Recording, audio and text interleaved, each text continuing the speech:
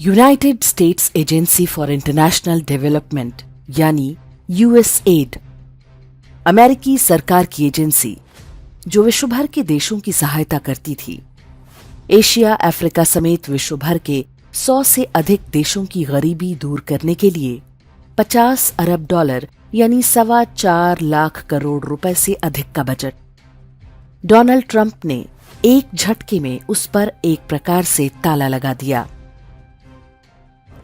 USAID, run by radical lunatics, and we're getting them out, and then we'll make a decision.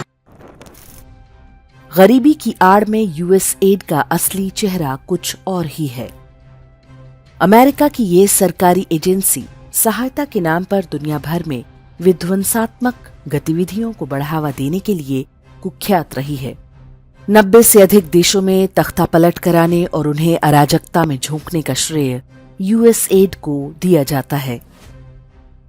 Bharat में हम जो राष्ट्र और धर्म विरोधी गतिविधियां देखते हैं, शासन व्यवस्था, फिल्मों और मीडिया के माध्यम से भारतीय संस्कृति को नष्ट करने के जो प्रयास होते रहते हैं, उनमें अधिकांश का यूएसएड से कोई न कोई लिंक अवश्य होता है।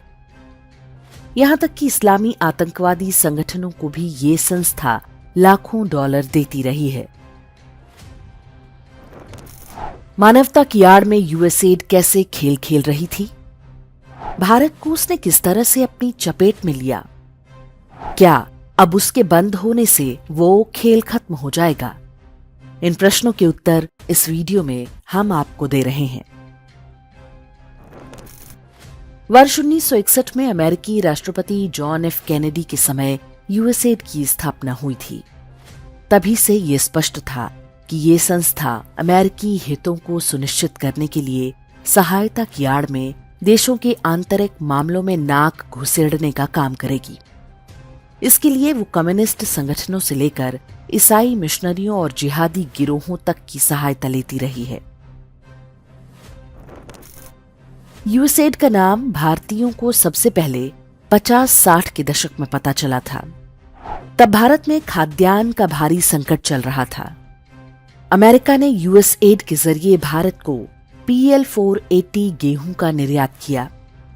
अमेरिका से आया अधिकांश गेहूं सड़ा हुआ था।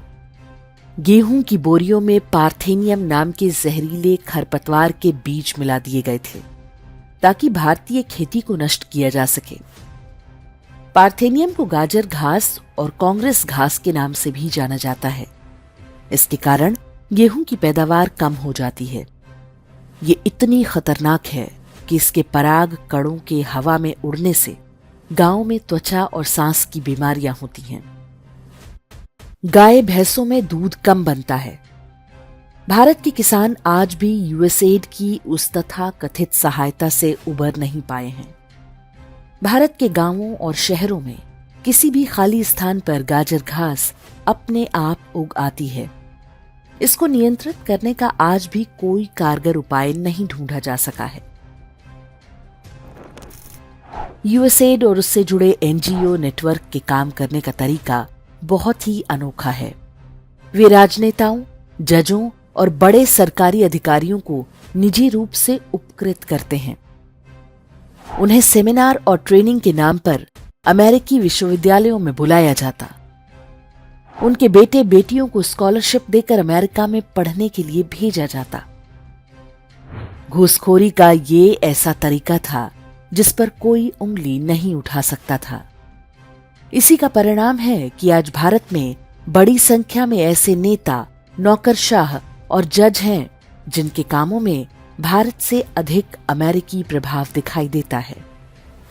हम जो भारत विरोधी पत्रकारों, कलाकारों और फिल्मकारों की फौज देखते हैं, उनमें से कई यूएसएड की इस तथाकथित सहायता के लाभार्थी रहे हैं। सभी का लक्ष्य हिंदू धर्म को पुरातन पंथी सिद्ध करके और हिंदुओं को जातियों में बांटकर भारत के ईसाईकरण को बढ़ावा देना होता है। आगे हम आपको कुछ उदाहरण बताते हैं जिनसे आपको भारत में यूएसएड के काम को समझने में आसानी होगी। भारत में यूएसएड की गतिविधियों में कुछ संस्थाओं और व्यक्तियों के नाम सबसे प्रमुखता से आते हैं। इनमें सबसे आगे है ग्लोबल नॉलेज इनिशिएटिव। ये राहुल गांधी के राजनीतिक गुरु सैम पित्रोदा का एनजीओ है जो अमेरिका से चल रहा है। विश्व भर में भारत और हिंदू धर्म के खिलाफ चल रहे कई अभियानों के पीछे ग्लोबल नॉलेज इनिशिएटिव का नाम आता रहा है। दूसरा है हिंदूज फॉर ह्यूमन राइट्स। ये भी अमेरिका से चल रहा एनजीओ है। इसके नाम में हिंदू शब्द से भ्रमित ना हो। यूएसएड की सहायता से चल रहे इस एनजीओ में सारे हिंदू नाम वाले वामपंथी, क्रिप्टो क्रिश्चियन या इस्लामिस्ट हैं। भारत में जब भी किसी आतंकी, नक्सली या जिहादी पर कार्रवाई होती है तो ये अमेरिका में बैठकर उसके समर्थन में बयान जारी करते हैं, ताकि लगे कि एक हिंदू संगठन भी मान रहा है कि भाजपा सरकार अपने राजनीतिक विरोधियों पर अत्याचार कर रही है। यूएसएड और कांग्रेस पार्टी का रिश्ता बहुत गहरा है। सीधे राजीव गांधी फाउंडेशन के साथ मिलकर वो रायबरेली में किसानों को खेती करना और गाय पालने की ट्रेनिंग दे चुके हैं। उन्होंने वास्तव में क्या किया होगा कहने की आवश्यकता नहीं। यूएसएड भारत के पूरे शिक्षा तंत्र में घुसा हुआ है। इसका एक उदाहरण है प्रथम एजुकेशन फाउंडेशन नाम का एनजीओ। इसकी स्थापना माधव चौहान नामक व्यक्ति ने की थी। सोनिया गांधी ने 2004 में उसे अपने नेशनल एडवाइजरी काउंसिल का सदस्य बनाया था। तब उसे प्राथमिक शिक्षा की नीतियां बनाने का काम सौंपा गया। यदि आप सोच रहे हैं कि कांग्रेस सरकार जाने के बाद प्रथम जैसे एनजीओ की दुकान बंद हो गई होगी, तो आप गलत हैं। उत्तर प्रदेश में स्कूली शिक्षा की महानिदेशक कंचन वर्मा के नाम से 6 अगस्त 2024 को जारी ये आदेश देखिए। इसके अनुसार प्रथम एजुकेशन फाउंडेशन को कक्षा 4 और 5 के छात्रों को पढ़ाने के लिए सामग्री तैयार करने और अध्यापकों को प्रशिक्षण देने का काम सौंपा गया। उत्तर प्रदेश समेत कई राज्यों में यूएसएड से जुड़े एनजीओ शिक्षकों को प्रशिक्षण देने से लेकर शिक्षा की नीतियां बनाने तक के काम कर रहे हैं। Central square foundation, Vikramshila foundation और लैंग्वेज एंड लर्निंग फाउंडेशन जैसे एनजीओ सक्रिय हैं। इन सभी के तार यूएसएड या उसके जैसी ही किसी अमेरिकी संस्था से जुड़े हैं। सोचने वाली बात है कि प्राथमिक शिक्षा जैसे संवेदनशील काम में यूएसएड जैसी विध्वंसकारी संस्थाएं कैसे घुस जाती हैं, वह भी तब जब सरकार उनके अनुकूल नहीं है। शिक्षा के अतिरिक्त स्वास्थ्य और विशेष रूप से एचआईवी उन्मूलन यूएसएड का प्रिय विषय है। भारत में उसके ढेरों प्रोजेक्ट चल रहे हैं। इसकी आड़ में क्या चल रहा होगा, इसका आप केवल अनुमान ही लगा सकते हैं। यूएसएड भारत में जो काम गरीबी उन्मूलन, शिक्षा और स्वास्थ्य की आड़ में छिपकर करती है, वही काम विश्व के एकमात्र हिंदू राष्ट्र रहे नेपाल में खुल्लम खुल्ला करती है। नेपाल में लोगों को हिंदू धर्म से दूर करके नास्तिक बनाने के प्रोजेक्ट पर लाखों अमेरिकी डॉलर खर्च किए गए।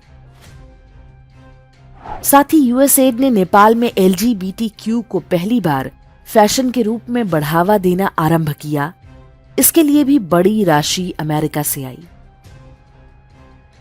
चर्च के अतिरिक्त नेपाल के कई मदरसों को भी यूएसएड की सहायता मिलती रही है। नेपाल की हिंदू पहचान को मिटाकर उसे ईसाई मिशनरियों के हवाले करना इस प्रोजेक्ट का लक्ष्य है। डोनाल्ड ट्रंप ने यूएसएड को भले ही बंद कर दिया, लेकिन उसके पीछे उनके अपने कारण हैं। ऐसी संस्थाओं के जन्म के पीछे अमेरिकी सरकारों की दादागिरी वाली मानसिकता होती है। ये मानसिकता प्रोटेस्टेंट जाति के चर्च से आती है। यही उनकी विदेश नीति का भी आधार है। यूएसएड के बंद होने को हमें अपनी जीत नहीं समझना चाहिए। वो नए रूप में हमारे सामने आ सकता है, क्योंकि भारत और नेपाल में हिंदुओं के सफाई का चर्च का सपना अभी पूरा नहीं हुआ है। आवश्यकता है कि भारत सरकार इस अवसर को भारत में हिंदू विरोधी इकोसिस्टम को नष्ट करने के लिए प्रयोग करे। स्कूली शिक्षा और स्वास्थ्य जैसे क्षेत्रों में विदेशी फंडिंग पर रोक लगनी चाहिए। इसके खतरों को समझने के लिए आप हमारी डॉक्यूमेंट्री फिल्म देख सकते हैं, जिसमें हमने बताया है कि कैसे अमेरिकी एजेंसियों ने भारत में लाखों कन्याओं की भ्रूण हत्या करवाई। यूएसएड से पैसे लेने वाली भारत की सभी संस्थाओं पर नकेल कसी जानी चाहिए।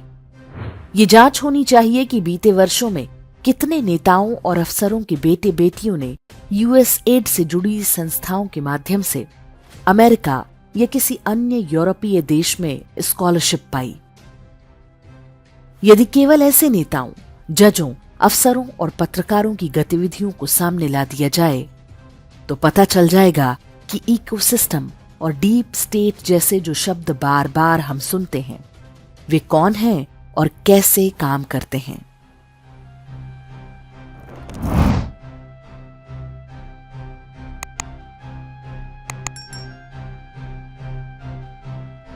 इंडेक्स ऑनलाइन के वीडियो समाज को समर्पित हैं। आप इनको डाउनलोड करके जैसे चाहे वैसे प्रयोग कर सकते हैं। चाहे तो आप हमारे टेलीग्राम चैनल से जुड़ सकते हैं। वहां सारे नए पुराने वीडियो आपको मिल जाएंगे। हमारे सोशल मीडिया लिंक हर वीडियो के डिस्क्रिप्शन में होते हैं। हमारा एकमात्र उद्देश्य हिंदू समाज को जागृत और एकजुट करना है। इसमें सहभागी बने। धन्यवाद।